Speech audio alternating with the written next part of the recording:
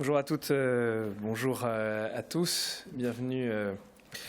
au ministère de l'économie, des finances et de la relance. Je suis très heureux d'avoir l'occasion de vous recevoir pour cette session sur l'altruisme des données et le rendu de ce rapport. Et je veux très sincèrement remercier à la fois la Human Technology Foundation, avec laquelle nous avons l'occasion, cher Eric, de travailler sur divers sujets, mais également l'Observatoire de Sopra Steria Next pour leur travail sur ce sujet qui, je crois, est énormément d'actualité, à la fois parce que, et ça a été évoqué juste avant, le Covid, s'il en était besoin, a remis le doigt sur le caractère absolument essentiel, d'un point de vue d'intérêt général, de cette question de la donnée. Sous ces divers aspects d'ailleurs, et je veux saluer la présence d'Éric Botorel qui a rendu un rapport sur l'open data qui, je crois, est très complémentaire des réflexions qui sont menées aujourd'hui, mais également très actuel puisque, comme cela a été évoqué juste avant moi, nous sommes au milieu avec la mise en place qui doit se faire dans les années qui viennent du Data Governance Act, de cette réflexion et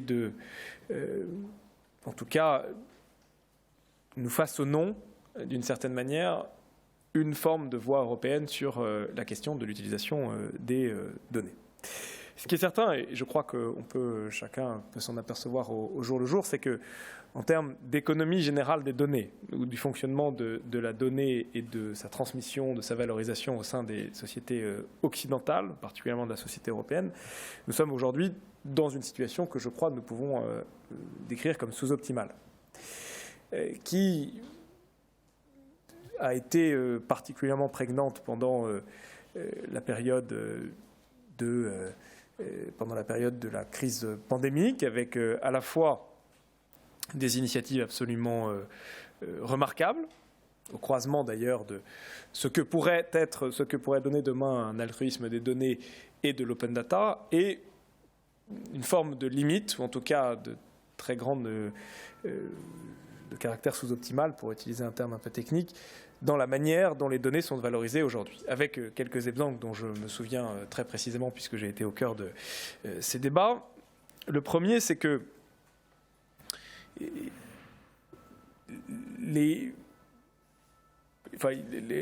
la gestion de la pandémie dans son aspect macro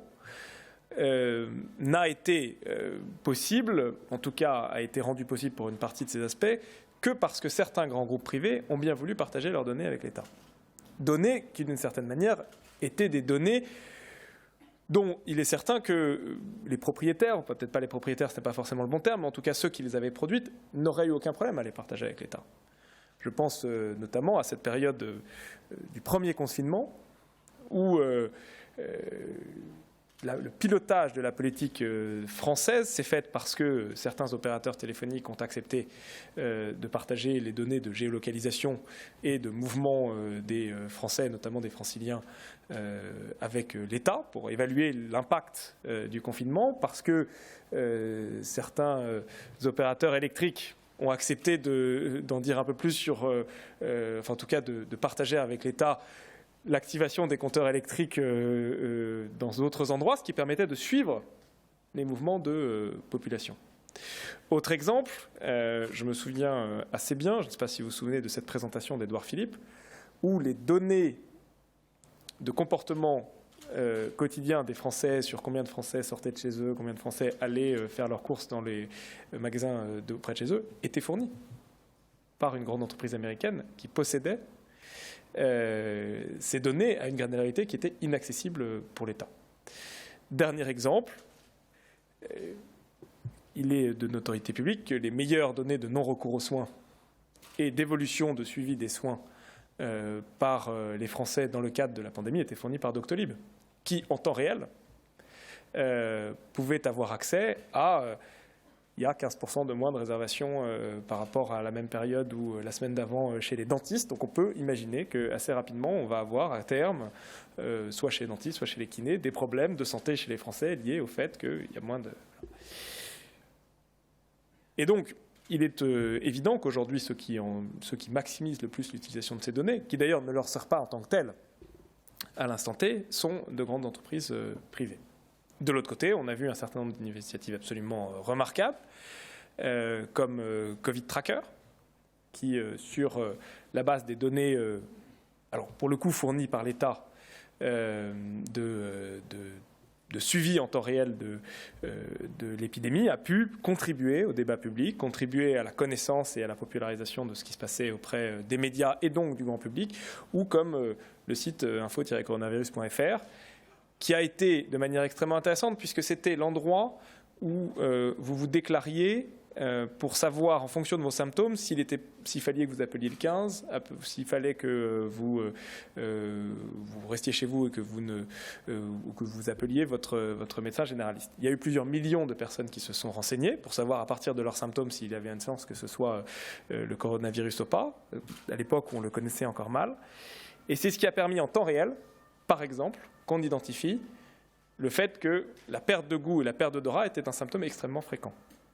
Puisque, en temps réel, on se rendait compte que dans les symptômes qui étaient déclarés librement par les gens mettaient perte de goût, perte d'odorat, ce qu'on ne savait pas, ou en tout cas qu'on pouvait de ce sujet de manière qualitative. Bref, l'ensemble de ces sujets ne rentrent pas forcément dans la question de l'altruisme des données et du rapport qui est aujourd'hui. Mais ce qu'on sent de manière perceptible, c'est que nous sommes dans une forme de... en tout cas d'équation sous-optimale, encore une fois, liée à la fois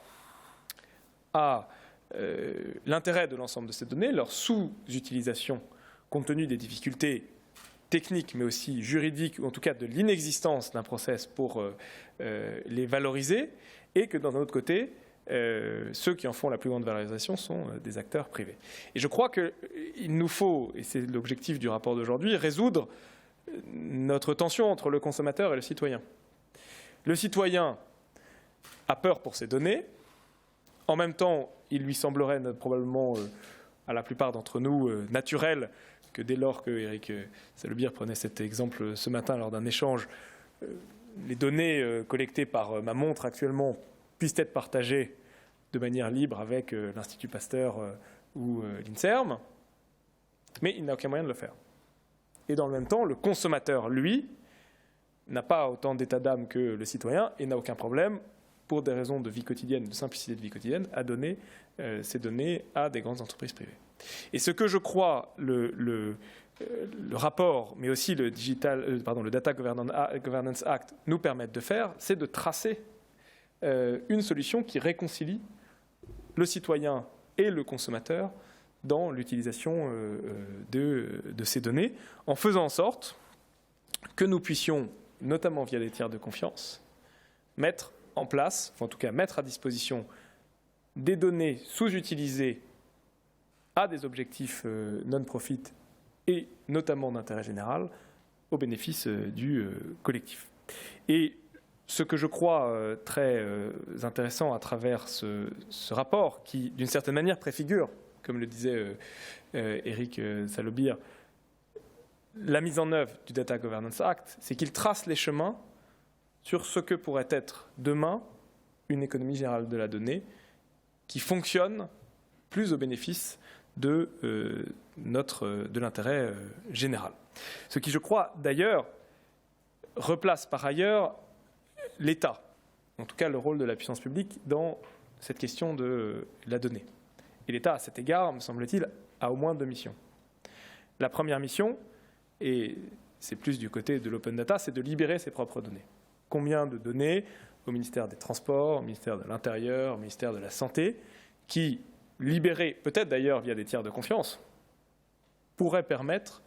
de significativement, d'abord, améliorer une partie des politiques publiques, améliorer la lisibilité des politiques publiques et améliorer la confiance dans les politiques publiques. Mais l'État a également un autre rôle, et je pense que c'est le cas dans le cadre de ce rapport de l'altruisme pour les données, c'est le rôle de labellisateur. On voit à quel point un des éléments qui dysfonctionne dans l'économie de la donnée depuis plusieurs années, c'est la rupture de la confiance entre les différents acteurs engagés dans, disons, le processing de la donnée. Et je crois que s'il n'est pas forcément systématiquement utile ni systématiquement sain que l'État soit lui-même le processeur de données. Je crois qu'en termes de labellisation et de capacité à indiquer aux citoyens français, européens, que telle solution, tel tiers de confiance répond à des critères de confiance, là, l'État a un rôle à jouer, qui n'est pas un rôle de faiseur, mais qui est un rôle d'encapaciteur, d'une certaine manière, afin de faire en sorte que ce système puisse se créer en système de confiance. Bref, je ne vais pas être extrêmement long. Je veux encore une fois remercier les auteurs du rapport. Il y a encore beaucoup de choses à faire, parce que ces éléments-là ne se feront pas du jour au lendemain, et créer une économie, pas au sens financier, mais au sens de système d'organisation de la confiance, prend du temps.